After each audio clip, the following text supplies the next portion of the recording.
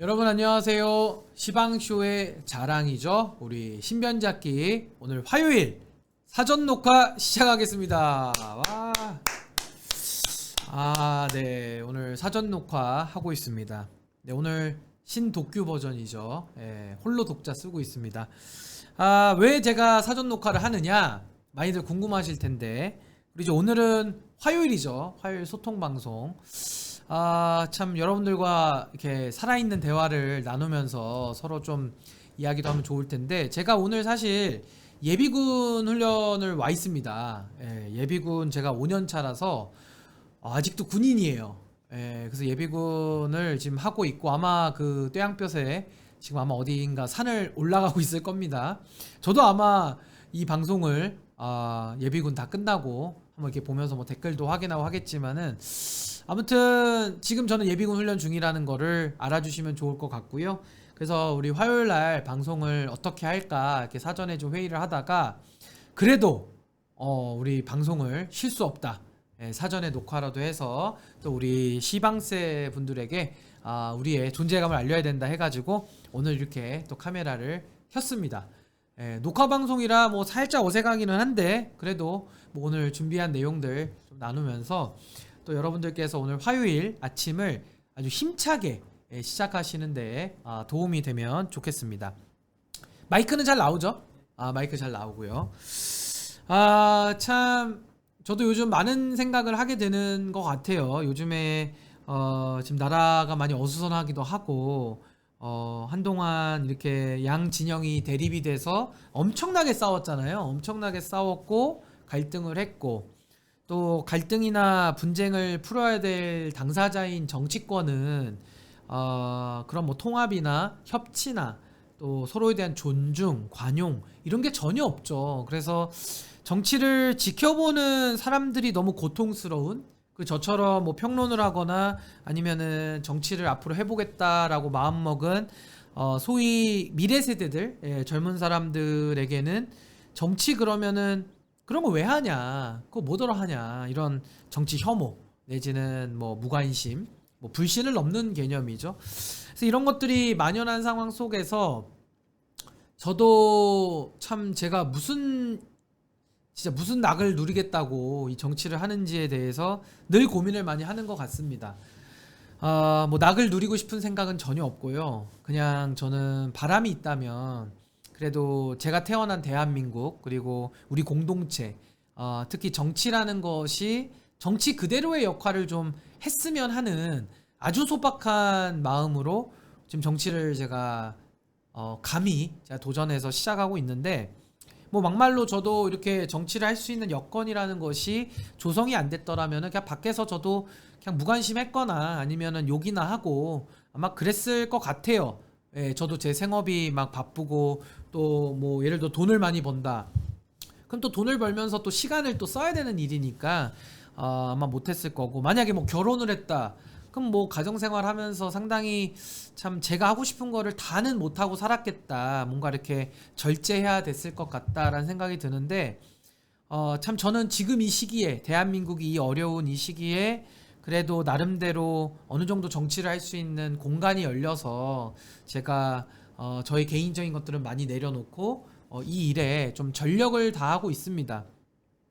그래서 저도 뭐 언제까지 제가 뭐 전심전력을 해서 정치만 할 수 있는 그런 여건도 아니고요. 제가 언제까지 이렇게 올인을 해서 할 수 있는 건 아니겠지만은, 그래도 지금 시대가 바라고 원하는 거, 그리고 지금의 국민들께서 정치권에 바라는 부분들이 다 있잖아요. 그걸 어떻게 하면 제가 충족시킬 수 있을까?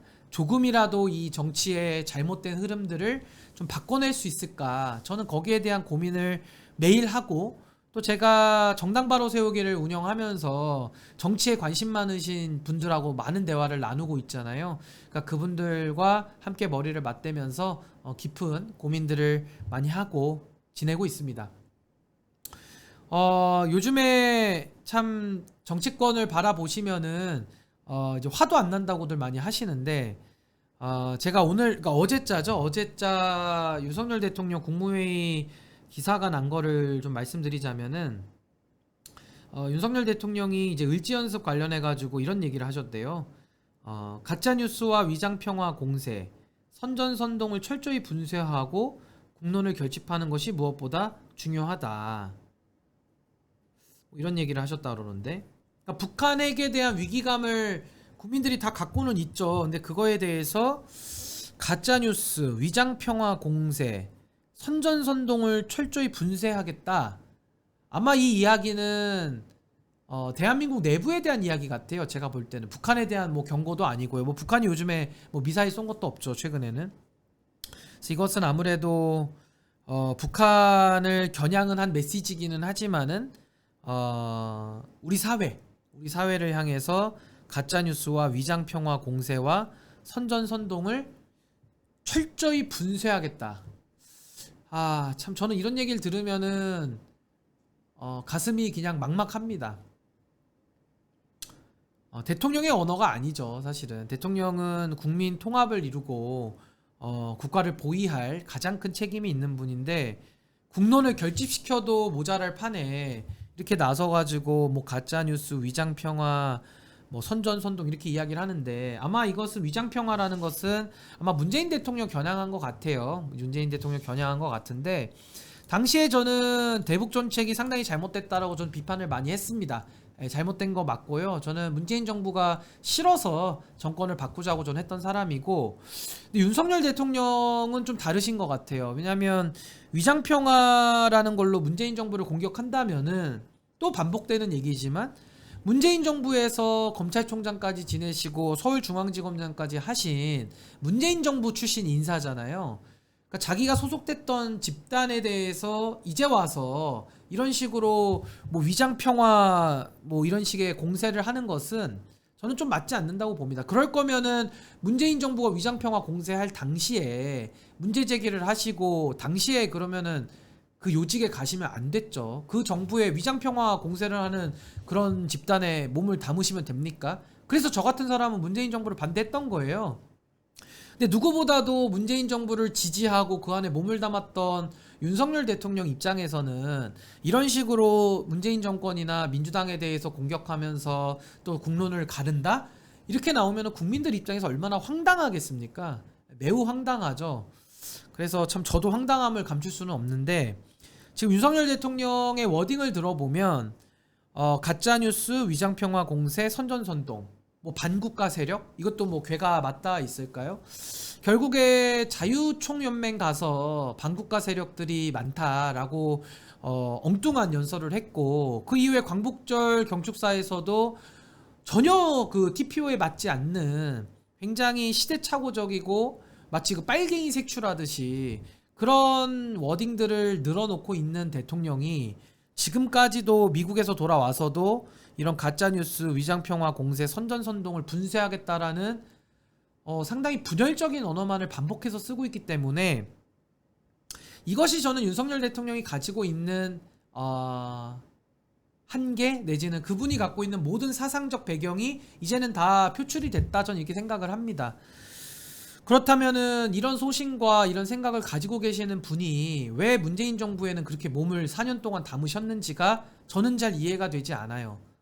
그렇다면은 자신의 신념을 감추고 일을 했다라는 건데, 그렇다면 자기의 신념과 안 맞는 일도 하셨다는 거 아니겠습니까? 그렇다면 그건 너무 좀 기회주의적인 거 아닌가, 전 그런 생각이 들고, 이제 와서 문재인 정부를 계속 비판하면서 그것만 가지고서 지지율을 어떻게 만들어 가겠다라는 이런 노력들이 저는 그렇게 통할 것 같지는 않다. 그리고 매우 참 대한민국의 미래를 사장시키는 일이기 때문에 저는 매우 비판적인 입장이고요. 그렇게 해서는 안 되는데, 지금 윤석열 대통령은 정신을 못 차리고 있죠. 계속 이 길을 가고 있습니다. 아마 심판을 받을 겁니다.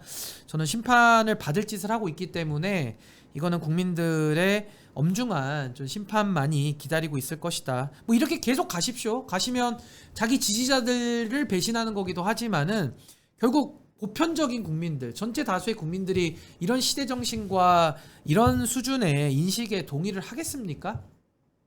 아직도 2023년도를 살아가고 있는 같은 하늘 아래 우리가 한 국가를 이루어 살고 있지만은, 국가의 지도자라는 분이 아직도 40년 전 내지는 50년 전 정말 그 반공 시대나 했던 인식을 가지고서 지금도 뭐 가짜 뉴스나 깨러 다니겠다 이런 분열적 용어를 쓰는 것 자체가 저는 매우 측은하다는 생각이 들고요.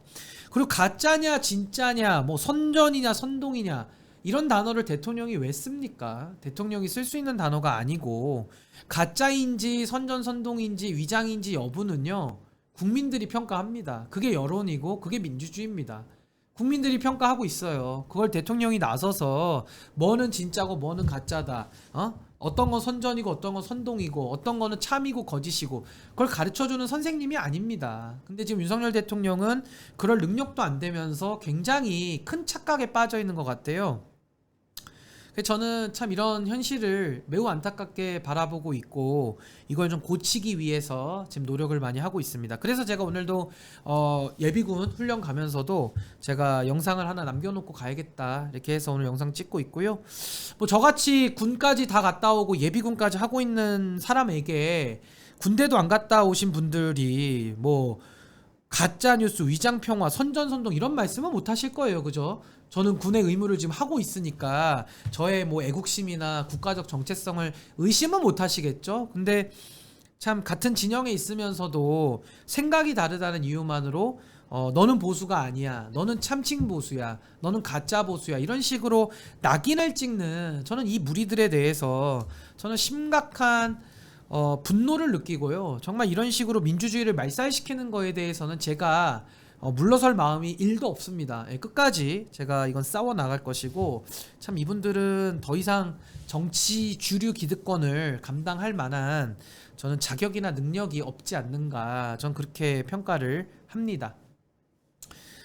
그러면 왜 윤석열 대통령은 1970년대의 인식에 머물러서 지금도 이렇게 엉뚱한 얘기만 하고 다닐까? 그걸 제가 곰곰이 생각을 해보면요. 지금 윤석열 정부가 하자는 것이 결국에는 연금개혁, 교육개혁, 노동개혁 아닙니까? 근데 거기에 대해서 아무런 안도 만들어내고 있지 못하지 않습니까? 그렇기 때문에 결국에는 안이 없는 거예요. 아무런 생각이 없는 정부가 돼버린 것이죠. 그러다 보니까 할 일이라고는 민주당하고 싸우는 것밖에 없어요. 그리고 상대방이 아주 좋은 표적이 있죠. 이재명이라고 하는 상당히 참 정치를 해서는 안 되는 분인데 리스크가 많고 국민을 참 우습게 여기는 그런 야당 지도자가 있다 보니까 정부 여당도 너무 신이 나는 거예요. 맨날 이재명만 때리면 되고 그렇게 하면 표가 결집이 되고 어느 정도 정치적인 성과를 걷다 보니까 계속 이제 그 이재명만 놓고 정치를 하는 거죠. 민주당만 놓고 정치를 하는 거죠. 뭐 가끔은 이제 문재인 대통령까지 놓고 정치를 하는 건데 그러다 보니 국가가 싸움밖에 더 할 게 있습니까? 결국에는 뭔가 이렇게 미래에 대한 무슨 비전이나 아젠다를 놓고 싸우는 게 아니라 결국에는 상대방을 죽여야지만 자기가 살아남는 이런 비극적인 정치 실종과 정치 사망 시대에 사는 것이고 아무런 하고 싶은 게 없다 보니까 교육개혁, 연금개혁, 노동개혁 아무런 안이 없는 거예요. 그러니까 할 게 없고 할 게 없으니까 국회도 필요 없죠. 뭐 법안 통과될 게 뭔 필요가 있습니까? 할 법안이 없는데 그러니까는 남는 시간에 싸워야죠. 그러니까 민주당하고 맨날 쌈박질이나 하고 그렇게 사는 거죠. 근데 그것은 결코 대통령의 역할도 아니고 무한 책임을 지는 정부 여당의 역할도 아닌 건 맞지 않겠습니까? 그래서 전 이 시간에도 국민의힘이 좀 제발 정신을 차리기를 제가 국민의 한 사람으로서 제가 권면을 드리는데 뭐 정신을 차릴지 안 차릴지는 그분들의 몫이라고 저는 생각을 합니다. 그래서 아무튼 윤석열 대통령이 시대정신에 대해서 아무런 준비가 되어 있지 않고 대한민국이 어디로 나아가야 되는지에 대해서 전혀 고민이 없는 상태에서 대통령이 됐기 때문에 이런 엉뚱한 얘기만 계속 하고 다니는 거 아닌가 싶고요. 앞으로도 한 3년 9개월 정도가 남았는데 그 대통령 남은 임기 동안에도 뭐 남은 대선을 뺀다 그러면 한 2년 9개월 한 2년여의 시간 동안은 맨날 이런 얘기만 들을 것 같아요. 뭐 반국가 세력 얘기라든지 뭐 진짜냐 가짜냐 뭐 선전선동이냐 이런 이야기만 계속 나올 것 같아서 매우 안타깝습니다. 그리고 윤석열 대통령이 또 하나 잘 이야기하는 것이 바로 그 이권 카르텔이죠. 또 이권 카르텔 얘기를 많이 할 것 같은데 결국에는 광복절 경추사에도 뭐 건설 카르텔 얘기를 또 넣잖아요. 그러니까 결국에는 카르텔 얘기만 하다가 아마 남은 3년을 다 보내지 않을까 싶어서 매우 안타깝고 윤석열 대통령의 미래가 그렇게 밝아 보이지는 않는다. 저는 그런 생각을 합니다. 다시는 이런 지도자가 나와서는 안 되겠죠. 정말 나라가 불행해지고 뭐 본인도 불행하시겠지만은 국민 전체가 너무나도 큰 어려움에 다 같이 빠질 수밖에 없다. 그래서 지도자의 책임이 중요한 것이고 지도자의 책무가 무거운 거 아니냐. 전 그렇게 생각을 합니다. 그러면 윤석열 대통령은 시대정신이 없기 때문에 아마 반국가 세력 이런 가짜뉴스 노래만 부를 것이고 가끔 시간 나면 카르텔, 이권 카르텔, 이카라 그러죠. 이카. 그리고 건설 카르텔, 건카. 그다음에 무슨 뭐 카르텔 종류도 많아요. 뭐 화물연대 카르텔, 화카. 뭐 엄청 많죠. 그래서 이런 식의 카르텔 노래만 부르다가 아마 임기를 마치실 것 같아요. 그래서 별로 큰 국정 운영에 큰 기대를 하지는 않을 것 같습니다. 기대가 안 되고요. 그러면 제가 생각하는 시대 정신은 뭔지를 좀 오늘은 말씀을 좀 드려보고 싶은데, 우리가 과거에 산업화라는 게 있었잖아요. 산업화가 있었고 또 그 다음에 시대가 지나서 민주화라는 게 있었죠. 근데 산업화와 민주화 이후에 어떠한 가치도 만들어내지 못했어요. 정치권에서. 그러다 보니까 아직도 산업화 세력들의 후예라고 할 수 있는 국민의힘과 아직도 민주화의 후예라고 하는 더불어민주당이 아직도 이 양당 기득권을 콱 틀어쥐고 서로 교대만 하면서 나라를 망쳐가고 있는 것이 현재 대한민국의 현실 아니겠습니까? 산업화의 상징적인 인물이 뭐 박정희 대통령이죠. 박정희 대통령인데 뭐 조금 더 앞서간다 그러면은 이승만 박정희, 그 인물에 대해서 아직도 기대서 정치하는 집단이 국민의힘이라고 저는 보고요. 그 다음에 이제 DJ 노무현 둘의 기대서 아직도 정치하는 집단이 전 더불어민주당이라고 생각을 합니다. 이 양쪽이 흩어져서 각자 얘기만 하는 거죠. 한쪽은 산업화만 얘기하고 산업화가 전부다. 한쪽은 민주화만 얘기하면서 민주화가 전부다. 이러고 있으니 서로 그냥 서로를 적대시하고 죽이려고만 하고 있는 것이고, 아무래도 이 산업화 세력의 후예들은 뭐 MB 박근혜를 거치면서 당시에 이제 노무현 대통령 서거가 컸던 것 같아요. MB에서 검찰을 이용을 해서 그때 정치검찰들이 많이 나왔었는데, 그때 이제 노무현 대통령을 죽음에 이르게까지 해서 이 친노 세력들로 중심이 되는 이 민주당 세력들은 이제 검찰 때려잡는 거에 혈안이 돼 있고, 그러다 보니까는 검찰을 때리다가 모자라서 이제 검찰을 대통령까지 만들어 버린 거예요. 그래서 민주당과 이 국민의힘의 이 전쟁은 거의 끝이 없는 전쟁 아니냐 전 생각이 드는 것이고, 그 시대적 배경과 시대 정신에는 국민의힘은 산업화, 이승만 박정희의 영광에만 머물러 있고 아직도 민주당은 DJ 노무현의 영광에 머물러 있기 때문에 노무현 대통령의 사건에 비추어 봐서는 서로가 서로를 적대화하는 것이고, 또 보수 입장에서는 박근혜 대통령 탄핵을 당했기 때문에 아직도 밀리면 죽는다라는 식의 굉장한 그런 위협감을 느끼면서 민주당한테 적대적으로 나가는 것 같거든요. 그래서 참 이 대한민국의 이 양당의 그 끝없는 대립 정치는 끝이 없다.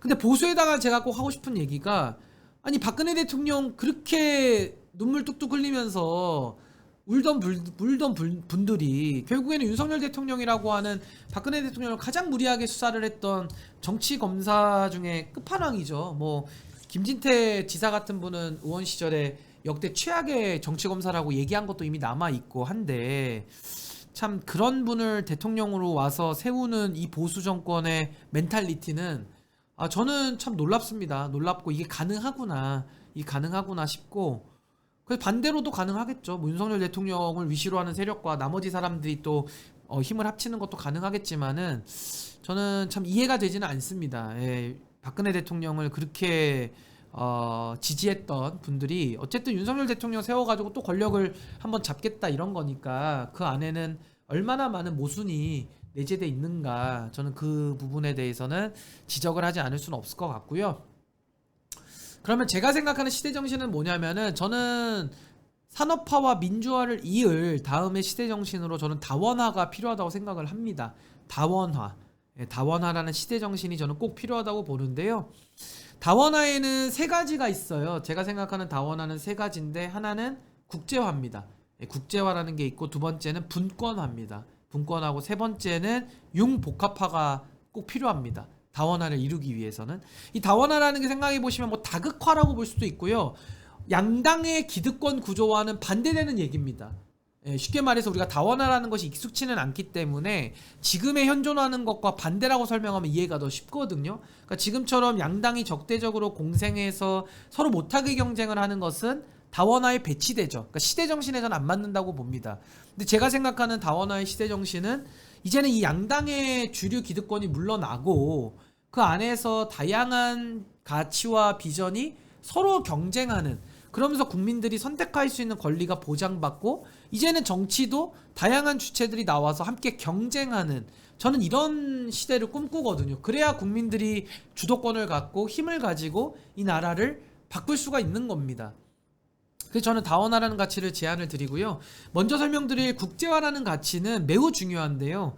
이번에도 뭐 윤석열 대통령 캠프 데이비드 다녀오신 것도 있지만은 결국 대한민국이라는 이 지정학적 위치 때문에 우리는 어쨌든 선택을 요구받는 거거든요. 결국에는 뭐 저는 이제 한미일 공조까지는 찬성하지만은 윤석열 정부처럼 저렇게 외교를 막무가내로 하는 것은 저는 문제가 있다고 보는데, 어찌됐든 이 국제화된 사회 속에서 결국에는 대한민국의 안보적인 이익, 그리고 이런 세계화 시대를 넘어서서 이제는 국제화를 이룬 이 대한민국의 여건에 맞게 뭔가 저는 국제적인 정세를 읽을 줄 아는 그런 정치 세력들이 좀 나와야 된다고 저는 생각을 합니다. 지금처럼 민주당이 집권하면은 무조건 북한만 옳다라고 가는 것도 잘못된 일이고, 윤석열 대통령이 집권해서 무조건 일본만 옳다라고 얘기하면서 한미일 동맹식으로 굉장히 경도된 외교를 하는 것도 저는 좀 위험하다고 보거든요.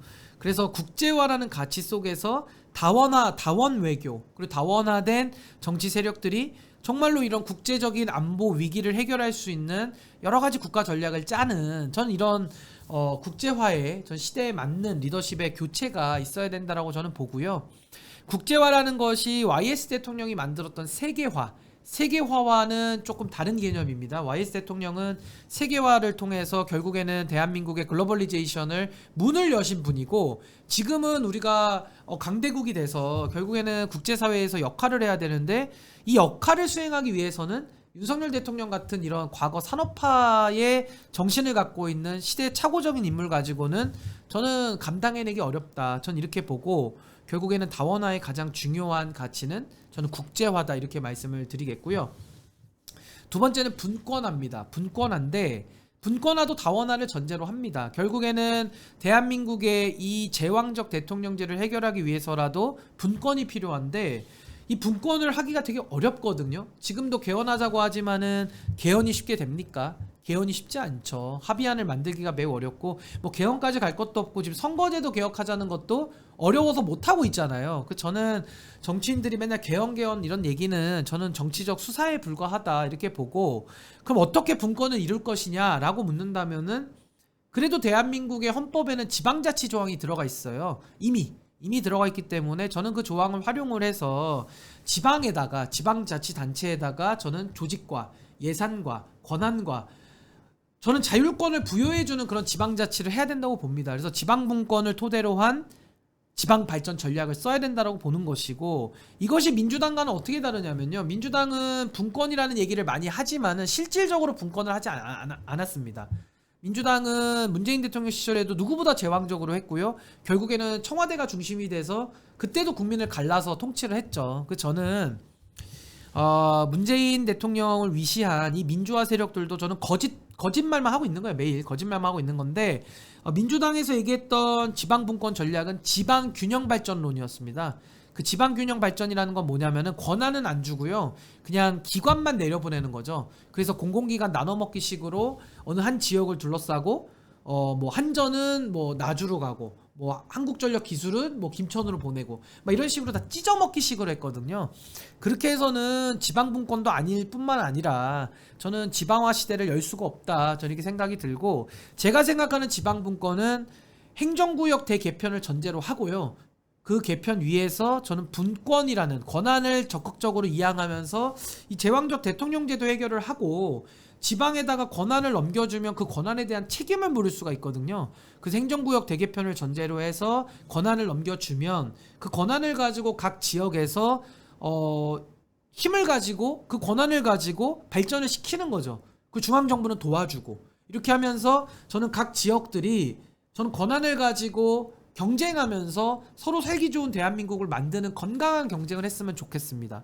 지금도 광주 가보시면은 일당 독재고 대구 가보시면 일당 독재거든요. 그러니까 결국에는 다원 세력들이 국회에도 들어가고 행정부에도 들어가고 지방자치단체에도 들어가고 해서 결국에는 경쟁 원리를 정치에 도입하자라는 것이 제가 생각하는 분권화의 가장 큰 핵심입니다. 핵심 요체고요. 그렇게 해서 분권이 되면은 부산 같은 경우도 부산시가 권한을 가지고 뭔가 이렇게 메가시티를 만들어서 정말로 경쟁력 있는 도시를 만들 수 있지 않을까. 그러면서 부산과 광주와 대전이 경쟁하는 그런 멋진 모습을 제가 그려보는 차원에서 이 분권화를 기초로 하는 다원화라는 시대 정신을 제가 다시 한번 말씀을 드리고요. 마지막으로 융복합화입니다. 지금 시대가 너무 다원화돼 있고 어느 한 사람이 독불장군 내지는 어느 한 사람이 슈퍼스타 히어로로 대한민국을 이끌고 갈 능력이 없어요. 윤석열 대통령도 없고 그 이후에도 이 능력 있는 사람 없습니다. 결국에는 다양한 주체들이 힘을 모으고 정치력을 발휘하고 정치를 복원해서 서로 융복합화를 시켜야 되거든요. 융복합화. 뭐 학문도 그렇지만 정치도 마찬가지입니다. 그렇다면 저는 융복합화를 위해서는 지금 시대 정신이라고 하는 융복합화를 담을 제도적 그릇이 성숙이 돼야 돼요. 그러니까 제도의 성숙화. 그러니까 지금까지 대한민국이 많은 제도를 시행했고 제도가 선진화까지는 왔거든요. 많은 제도에 있어서 선진화가 되어 왔는데 융복합화를 가기 위해서는 그 제도들이 저는 조금 더 가다듬어지고 조금 더 성숙해야 된다. 그래서 저는 제도의 선진화를 넘어서 제도의 성숙까지 이르는, 그러니까 민주주의도 마찬가지죠. 대한민국 민주주의 얼마나 오래 했습니까? 근데 민주주의 오래 했는데 제도가 성숙돼 있나요? 민주주의는 하죠. 선거는 합니다. 공선법도 있어요. 근데 공선법이 얼마나 낡았는지 아시죠? 예, 그 원외들은 다 차별하고 있고 원내들 중심으로 되어 있고 공선법이 진짜 고리타분하게 돼 있거든요. 근데 우리나라 많은 제도들이 그래요. 정말로 제도라는 것이 선진화된 제도들이 많이 들어왔지만 아직 성숙화되지 않고 안착되지가 않아가지고 저는 융복합화를 대비하는 정말로 그런 제도의 성숙화가 저는 반드시 필요하다 이렇게 보고, 또 제도만 성숙하면 뭐합니까? 그 제도를 운영하는 사람들, 주체들, 그 주체들이 신뢰 자본을 가지고 서로 믿음의 사회를 구축할 수 있는 이런 여건 조성이 필요하거든요. 그래서 저는 신뢰 사회로 나아가는 모든 노력을 해야 된다. 그러기 위해서는 융복합화를 지금부터 분야별로 전 시행을 해야 된다. 그래서 제가 정치에서도 융복합화를 실현하고 있거든요. 그것이 바로 제가 새로운 질서 포럼 같은 거 만들어서 초당적으로 여러 가지 실험들을 하는 겁니다. 이것은 무슨 이념의 혼합이 아니고요. 뭐 다른 거를 잡탕으로 만들자는 게 아니라 각자의 정체성은 유지하되 서로의 다름을 존중하고 서로 뭔가의 하나의 단일된 협치, 새로운 기준을 가지고 하나를 만들어 보자라는 나름의 정치 복원의 노력이거든요. 근데 지금 우리 윤석열 대통령은 어떻습니까? 융복합화가 아니라 완전히 단선화죠. 단선화. 그냥 다 자기와 생각 다른 사람은 가짜다, 짝퉁이다, 저것들은 뭐 적폐다, 뭐 카르텔이다, 똑같아요. 문재인 정부가 썼던 용어랑 거의 똑같습니다. 그래서 뭐 반국가 세력이다. 그럼 뭐 다 잘라내고 나면 자기 세력만 남죠? 그럼 뭐 자기 세력 혼자서 뭐 합니까? 무슨 융복합화가 필요합니까? 윤석열 단일 지도 체제로 가는 겁니다. 저는 그런 나라 살고 싶지 않아요. 예, 그런 나라 끔찍하죠. 저는 이 융복합화라는 거, 신뢰 자본과 제도의 성숙이라는 이 두 가지를 이룰 수 있는 융복합화가 필요하다. 그러면은 아까 말씀드린 국제화라든지 분권화라든지 융복합화라는 것은 결국에는 다원화라는 것을 이루는 하부적인 가치들이거든요. 그래서 저는 이 다원 사회로 우리가 가기 위한 다원화를 다음에 시대 정신으로 해서 서로 정치도 복원하고 대한민국이 조금 더 성숙된 나라로 나아갈 수 있는 그런 초석을 만들고 싶다 해서 제가 다원화라는 시대 정신과 가치를 제안을 드립니다. 그래서 결국에는 우리 정치도 좀 더 성숙해야 되는데 지금의 이런 그 반민주적인 행태들, 정당이 사당화되는 이런 행태들, 정말로 이건 다원화의 가치와는 완전히 상극이죠. 그래서 저는 산업화와 민주화 세력은 여기까지가 수명을 다한 것 같고, 그 다음 세대들이 뭐 다원화 아닌 더 다른 가치도 좋고요. 저는 다원화 사회를 꿈꿉니다만은 이 가치들을 중심으로 모여서 뭔가 대한민국을 좀 더 새롭게 바꿀 수 있지 않을까라는 기대를 조심스럽게 가져봅니다. 네, 오늘 제가 예비군 훈련 중일 텐데요. 그래도 신변잡기가 이렇게 돌아갈 수 있어서 너무너무 감사하고요. 오늘도 이 방송을 위해서 고생하시는 우리 시방쇼 PD님들 또 관계자분들 또 감사 말씀 드리겠고요. 오늘도 화요일 신나게 하루 출발하시고요. 기분 좋은 그런 하루 보내셨으면 좋겠습니다. 저도 예비군 훈련 건강하게 잘 받고 씩씩하게 돌아오도록 하겠습니다. 수요일은 이슈 집중으로 찾아뵙겠습니다. 내일 또 인사드릴게요. 시바.